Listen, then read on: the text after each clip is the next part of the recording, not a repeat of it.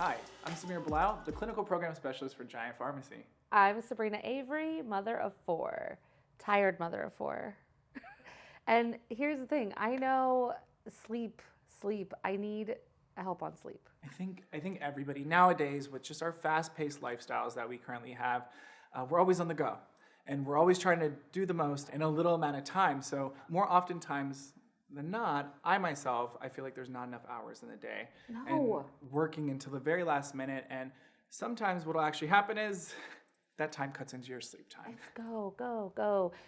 You're expected to be plugged in. Everybody expects, to be able to get in touch with me. And I just think that fast-paced life makes it so hard. Yeah, but there's most definitely, when patients come up to me asking me or talking to me about their inability to fall asleep or stay asleep, I find that more oftentimes than not, it is a lifestyle modification that usually needs to happen. Every time someone says lifestyle modification, I get scared, right? No, because it's the hardest habit it's a habit that needs to be made or changed or modified. So when we're talking about getting good sleep, I always tell people sleep hygiene is so important. And by hygiene, I mean removing the TVs from the bedroom, no caffeine after 2 p.m., turning your screens off at night. And That's so hard. I know it's hard, but at the same time, it can really have a negative impact on one's sleep. Turning your bedroom into a sleep sanctuary, knowing that when you go to your bedroom, you go there to sleep. You're not on your iPad, you're not on your iPhone, you are disconnected. And that in itself, you'll be surprised when people make those changes. I've seen quite a bit of success. With that being said, once we've tried those things is when I start to look into other avenues that may be kind of messing with patients' sleep. Okay. As a pharmacist, I'm always looking at their medicine. That's just what I do. I'm going to see what medication are you taking. Are you taking an evening medication in the morning? Are you taking a morning medication in the evening? There's all sorts of medications that can inhibit your sleep. And that's why it's so important to visit your Giant pharmacist, where they can work through your medication profile and help identify these unwanted side effects that you may be experiencing that are ultimately impacting your sleep. Like, who would have thought? My blood pressure You don't think medication is about not. it. You do not. You really don't think about That's it. why, pharmacists, that's what we're there for. Well, So there are medication therapy management issues that pharmacists can resolve. okay. But with that being said, there's also over-the-counter recommendations that we can make. So like what? Getting that recommended 7 to 8 hours is always what we tell people. However, That's really hard to do too. I mean, so much to do.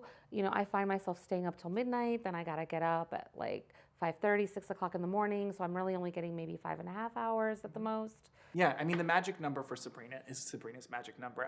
I think that everybody kind of has their own number of hours that they require for themselves. But the guidelines are 7 to 8 hours. Okay, well, I'm gonna ask you a question.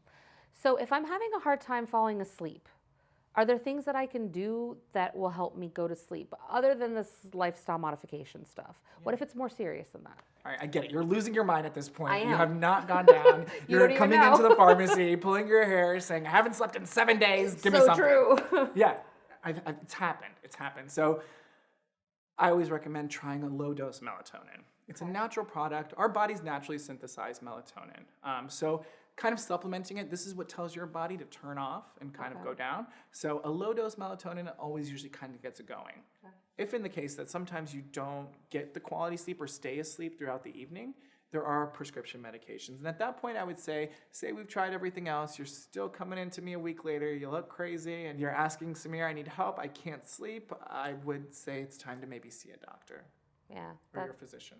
right.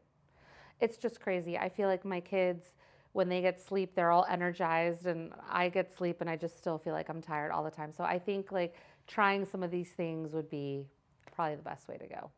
Yeah, and the thing is, people don't realize that when you don't get enough sleep, it also impacts other disease states or conditions that you may suffer from. You're more likely to get sick from whether it be cancer, other viral infections, bacterial infections, if you're not sleeping well. I mean, I think just given today's society and culture, we've put sleep on the back burner and we haven't emphasized the importance of it. So we got to take it back down to basics. Get the proper sleep you require to help better take care of yourself and protect you and your family. I agree. I mean, I think this is great advice. I know that in my own situation, sleep tends to be, low on the priority when there's so many other things that require my attention. But I think some of the things that you've said really give me pause for thought. Yeah, well, I'm glad I was here to help. Thanks, Samir. No problem. If you'd like more information about Giant Pharmacy, please visit us at our website at giantfood.com and click on the Pharmacy tab.